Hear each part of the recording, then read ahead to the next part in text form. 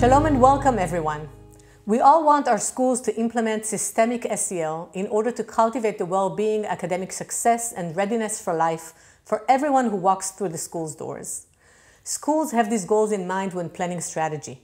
But how do we know if it actually works? How do we know if it's just nice to have or a must? How do we measure the impact of SEL? To learn about all that and more, I'm thrilled to be talking today to Dr. Kimberly Schonert-Reichi. Welcome. Hi, it's so great to be here with you today. Dr. Schonert-Reichi is the Novo Foundation Endowed Chair in Social and Emotional Learning in the Department of Psychology at the University of Illinois in Chicago. She was a professor in the Department of Educational and Counseling Psychology and Special Education in the Faculty of Education at University of British Columbia. She sits on the board of CASEL, the Collaborative for Academic, Social and Emotional Learning. Dr. Schonert-Reichi is a renowned expert in the area of social and emotional learning. Her research focuses on identification of the processes that foster positive human qualities, such as empathy, compassion, altruism, and resiliency in children and adolescents. She has received numerous awards and honors for her work. Thank you for joining us. Oh, it's such a pleasure. Before we begin, a few fun facts. Justin Trudeau, the Prime Minister of Canada, was a student of yours.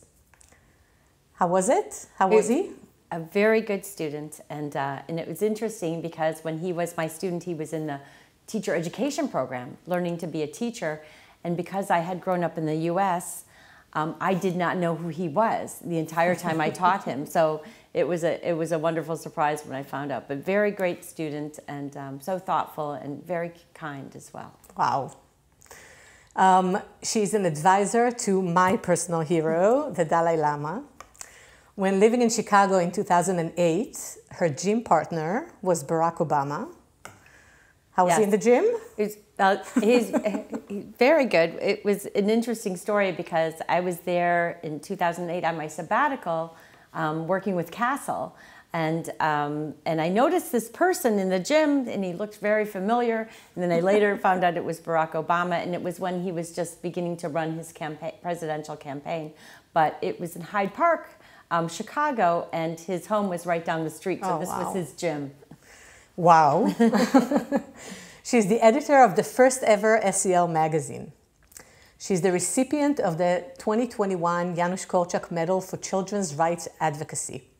I have to ask you about that. What did you win that medal for? Well, so first of all, it's very interesting because Janusz Kolchak is not well known in Canada and the U.S. But I have known of his work for years, giving work that I have done around working with children and in schools. And the advocacy, I think it was for many things that I do, and I have to talk about this quote. It's my favorite quote. It's so much a part of my heart, that every child requires someone in his or her life who's absolutely crazy about them. And this was by Yuri Bronfman. Couldn't agree more. I know, it's so important. But the medal was really because I had spent about 15 years developing a measure of children's social and emotional well-being that was all about children's voices and children's well-being, and the idea that how we can learn best from students is for them to be our teachers. And so we would go to the students and say, we need to learn from you. So many different things I did. I created an advisory, a children's advisory committee for our research institute at the University of British Columbia, where the children, 12 and 13-year-olds, would advise us of how we should be doing the research. And so there's many examples, but that's really because I really surfaced the importance and emphasized the importance of us learning from the children. Hearing their voices. Yes. Wow. Amazing. I'd like to start by asking you about the beginning of your work. What made you choose to study and research SEL? Well, there are many things that contributed to it, but it was really began early on when I was a teacher. I was a middle school teacher with 7th and 8th grade, and then became a teacher at an alternative high school for at-risk youth. Okay. And it was that time that I learned two things. One is that that I could learn from my students. I think so many times in teacher preparation, you have all this information you have to pass on to the students, but with teaching with middle school students, 7th and 8th graders, who could be, who kept me on my toes, so to speak, because they were very much, and then with the at-risk youth, I learned how much that learning began first with the connection, with them being able to trust me. I love this saying that students don't care how much you know until they know how much you care. And it was at that time that I really thought that the way that that was so important in school was not just teaching them the academic skills, it was the social and emotional skills, such as being able to take others' perspectives, how to resolve conflicts, how to be able to make responsible decisions. And I realized at that time that the foundation for all of that learning, both the academic and the social and emotional skills, was creating the caring, supportive, and trusting relationships. And why measure SEL? Well, you know, it's very interesting because I'm very much about students' voices, and people would say the stories they tell. Exactly. But we need to assess it. And what I believe is that if in education, what's not assessed is not addressed. And I worry, number one, that social and emotional learning will become just another innovation that happens and that fades.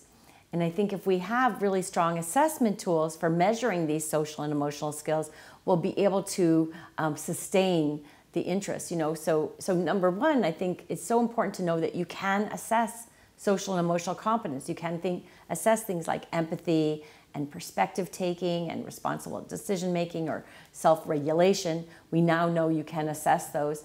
And second, what's so critical is that we know really how to monitor progress. So you could go in and do a measurement of how are the students doing in terms of their social emotional competencies, their well-being, and then do something, do interventions, create opportunities for them to learn it, and then assess them again to say, did it work? Did it not work? What could we do more of? What do we need to learn? You know, Can you give me some examples? Well, here's one example. So, for example, there was a school that really wanted to focus on creating caring relationships and to see if that would be a way to promote students' empathy. So they first looked at their data and said, how many students at this school have at least one adult who cares about them? And so there was an assessment tool called the Middle Years Development Instrument that asked that question. And in the school that they were doing it, would you believe there were about over 50% of children said there's no adult. Wow. And so what that did, that in the schools, they looked at that data and said, oh my goodness, what can we be doing to create more connection? Because we know that if you have this caring relationship, you're more likely to develop the social and emotional competencies. So what they did was very fascinating. They decided, and this was an elementary school, and this is a great illustration of what we need to think of as data as a flashlight, how they use this to highlight, oh, these children don't have important adults, rather than a hammer to say, you're going to be, penalized or shamed because you don't have that. But what the school did was they decided to do a professional development day for the teachers, and they put up around the whole room class lists of every class of all the students' names. And then next to it, they said, do you know something about this student academically? Do you know something personal about this student? And the teachers went around and put check marks next to the names of children that they knew. And then they stood back, whose names didn't have any check marks. Oh, wow. And then what they did is they made sure that every adult needs someone who's absolutely crazy about him or her. And they said, we're going to make sure that there's an adult who checks in with that student every day. Do you feel like we use the hammer more than the flashlight? Oh, yes. I think there's several things. People are afraid of data in some ways because they feel it's going to somehow say they're not doing their job, or that I think data can be somewhat confusing sometimes. I think also that it's often, the other thing too is sometimes it's collected and no one knows what happens to it. And so I think that we see the assessment as a way and to approach it with curiosity. If some of the findings don't make sense, rather than say, well, that's not true, or they didn't know, to say, I wonder why that is. And so going back to the story about the important adults, one school ended up doing interviews with the students. Say they got their data, they wanted to know, well, what makes an adult important to students? And they went with curiosity to say, let's learn from the students what they say. So I think What have they learned? Oh, yes, exactly. And the idea of, well, it's so interesting. In one study we did where we asked students in high school, what do teachers do to show they care? The number one thing they said is a teacher says hello to me in the hallway by my name. Oh, wow. So it's not so difficult, but when you ask them, you learn so much. When you come to research SEL, what would you say are the main components that you look at? Well, I mean, there's so many different aspects of researching social and emotional learning. You have to see, are you going to be researching a program? So I over my career, I've researched a number of programs to see if they work. And so for example, I'll mention one program called Mind Up. And it's a program that integrates social and emotional learning and mindfulness, attention, and neuroscience, actually, and positive psychology. So it blends all of those. It's for children in pre-kindergarten all the way to 8th grade. And I've done a number of studies on that program. And we often go in and figure out how kids are before. And then we do something called a randomized controlled trial, where you randomly assign one group of students to get the program, another group that doesn't. And I'll just say an aside, and this is so important, randomized controlled trials where you sign people up and then you randomly assign it is the only way that you can determine if a program has causal effects. It's through, if you think of like drug trials, right, clinical trials, it's the same kind of thing. And you have to assess the children before and then after. But one critical element of this kind of research is that you have to monitor the implementation. You have to see how much do the teachers actually do the lessons. Do the teachers like the program? Do they have enough preparation? Do they have buy-in to it? And what some people do is they don't measure all the implementation of the program. The one last thing I'll say, I mean, I have much to say about the research, but the one thing that I have to say that we do with all of our studies, and again, it goes back to children's voices, we do something called a consumer satisfaction survey. So at the end of the program, even from the little ones, the kindergarten or pre-kindergarten, we give them a survey that asks them, did you like the program? What would you change? What would you keep the same? Would you recommend it to a friend? Did you teach anyone else the skills that you learned in the program? And we've learned so much over the years when we again, a lot of researchers forget to ask, they ask the teachers, they ask the principals, they ask the parents, but they don't ask the children what they thought of it. Amazing. As educators, I think we all know intuitively that SEL is important, but I'm sure that you have the scientific backing to that saying. Can you tell me a little bit about that? Well, there's a number of studies now. We have, over 2 decades of research, of rigorous scientific empirical research showing, for example, that children who experience social and emotional learning programs compared to those who do not are not only increase in their social and emotional skills like kindness and decrease in emotional distress, but they also have an increase in academic achievement. And I think that is one really significant finding, because a lot of people will say, oh, I have too much, I cannot now do another thing, social and emotional learning, I have to get through my curriculum. And that study really showed that, guess what? When you do social and emotional programs and practices, you not only increase students' social and emotional skills, you increase their academic achievement. But if you solely focus on the academic achievement, you don't improve the social and emotional skills. So what's the best decision? You, of course, go for the twofer, like 2 for the price of 1 kind of thing. Is there also stuff that shows anything physical that learning SEL affects? Well, that's some of some of my favorite research. I always tell people I have the best job ever, because I get to, I really do, because I get to, work with amazing people and collaborate and do innovative types of research. So I've always been a person who likes to I think through a interdisciplinary lens, meaning I'd like to work with people outside of my area of expertise to see what I could learn from them, like the children too. And so over the curiosity. It is so curious, you know, and so I've been so fortunate to be able to collaborate with people who are experts in areas. I'm in developmental psychology and educational psychology, and experts in the health. And I'll tell you two short studies. One really fascinating study where we wanted to know about stress contagion in the classroom. We know from the research that emotions are contagious, that you can, if you're happy, you be around happy people, you'll get happier. We also know stress is contagious. There's research showing that even if you're not really stressed, but if you're around a group of people who are highly stressed, you'll kind of get the negative physiological ones. We wanted to know, does that happen in the classroom? And to do that, we first went to 4th to 7th grade classrooms, and we asked the teachers to complete a measure of their own stress and burnout, their own self-report. But for the children, we collaborated with a developmental pediatrician, who studied stress physiology. Okay. And by looking at stress physiology, we have a hormone called cortisol. And cortisol is our stress hormone. We all have it. A healthy pattern is a half an hour after awakening and decrease the rest of the day. But we wanted to really understand student stress physiology to look at this stress contagion.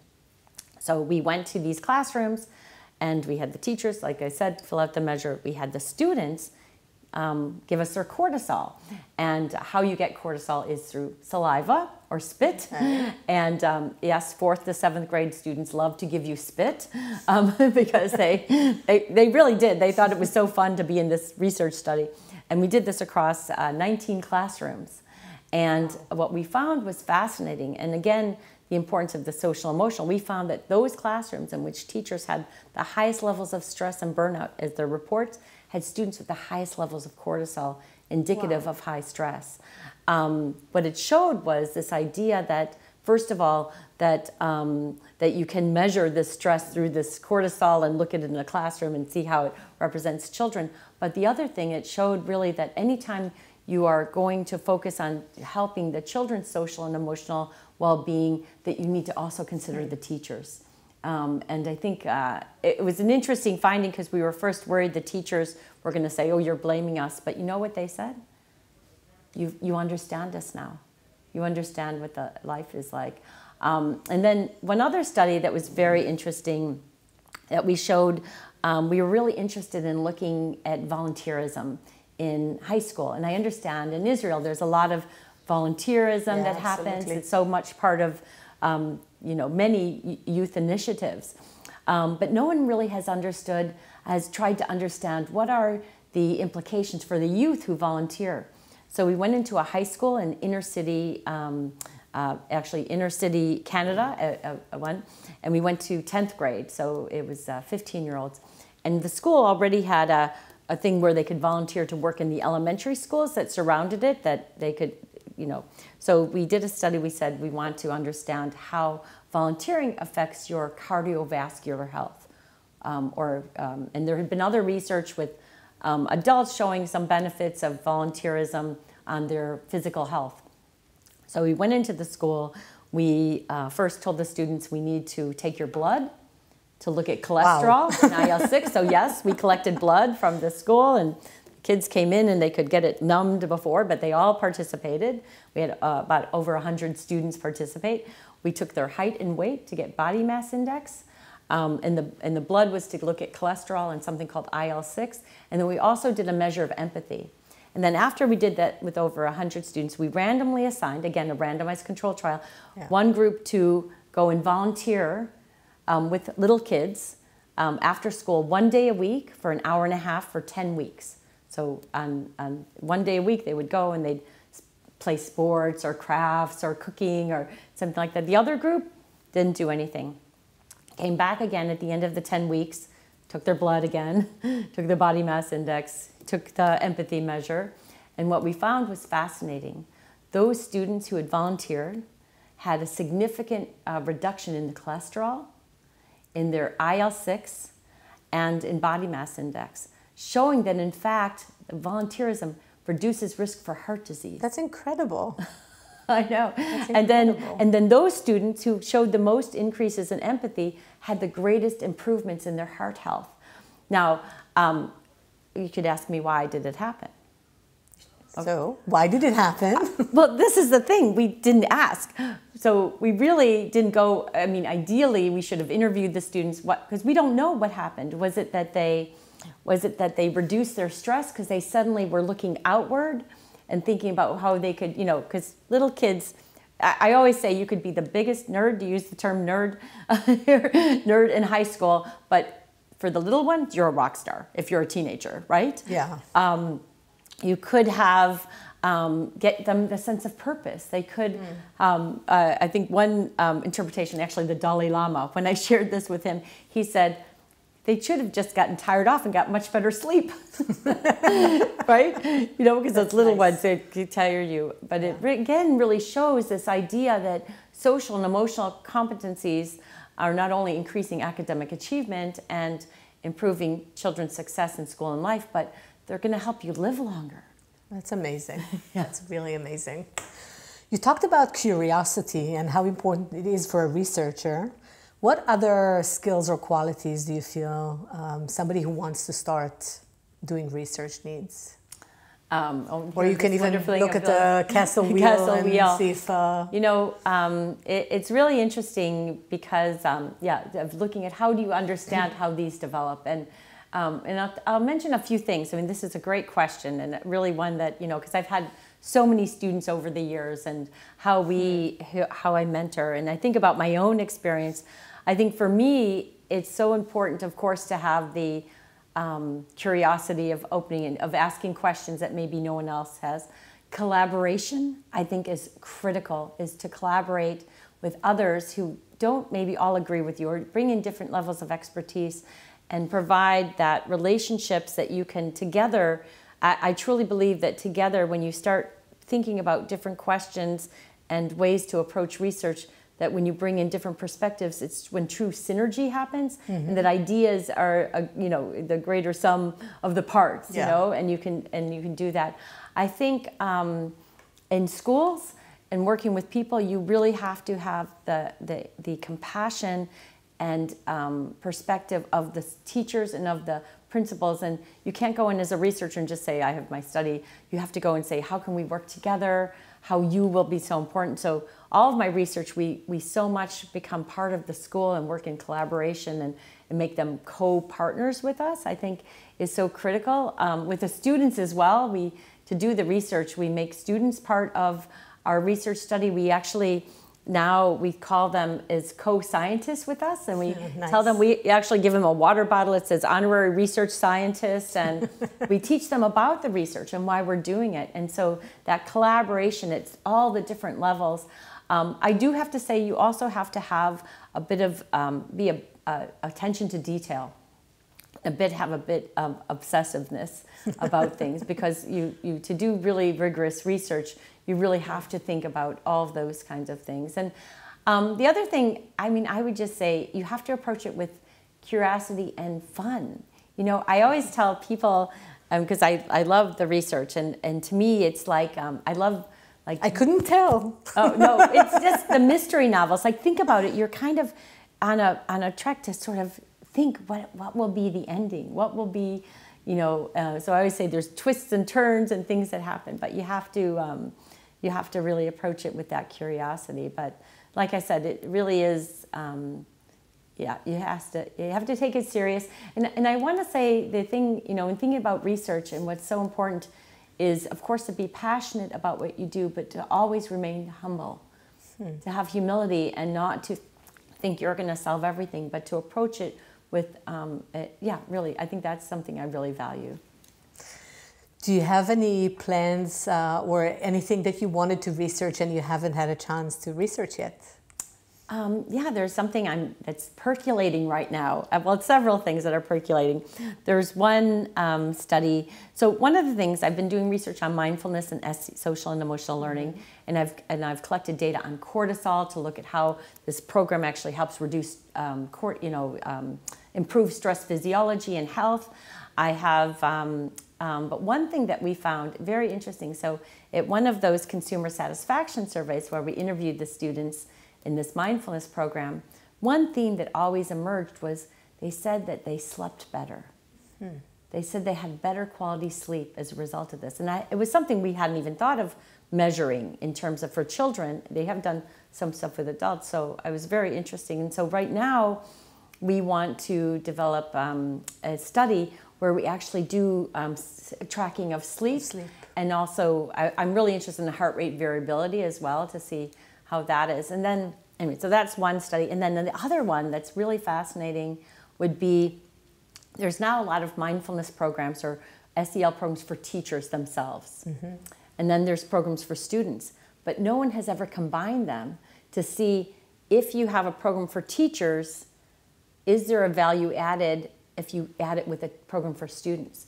So to do a study where we have one group of teachers who do a program for themselves to see are there effects on their students and themselves, one program where you just do the program for the students, and then one where you have the combine to see do you have the added benefits of having the two. And we'd guess like, of course, but we don't know. So yeah, those are a couple that are percolating right now. Is there anything with the school leaders or support staff? We do always look at the contextual factor. So that is the idea of looking at systemic SEL to see how it is. So there's research now showing if the principal buys into the SEL program, if the teachers are doing it, there's going to be stronger outcomes for the students. Wow. You know, and the idea, is there a system-wide approach? So, you know, so think about having an SEL program for students, and they learn about empathy and they learn about caring and taking others' perspectives, and yet the discipline policies for the schools are very punitive. You know, so how does that interact? Does it undo the effects of the program? So really trying to look at those other, what we call levers that can really influence that. So yes, we're looking, actually one study we're doing right now, we're looking at those factors, but we're looking at if a teacher is delivering an SEL program, does it improve their own well-being? And there's only a couple of studies that have found it has, but there's not enough yet. This is your second visit to Israel, right? Yes. What was the highlight of the visit? You know, I was thinking there were so many highlights, truly, for me. Visiting, being a part of the conference with the leaders, you know, and seeing the connection between the Sderot and the Tel Aviv. Here, you know, meeting the First Lady is one, a small meeting we had, and Michael is right, Herzog, I think, and so that was great.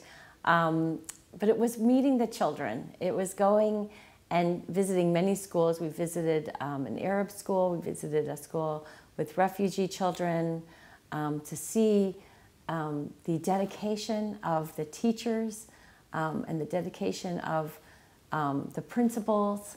And I have to say the other thing that was a true highlight for me was being able to be here for the Holocaust Remembrance Day and to be a part of being able to go to one of the ceremonies. And that was truly special for me. Wow. I want to thank you so much for taking the time to talk to us. I'm going to say toda rabba, which is thank you very much, and behatzlacha, good luck with your future research, and we hope to see you here again. Yes, I will for sure be back soon. So we won't say goodbye, we'll say lehitraot, see you again. Yes, thank you so much.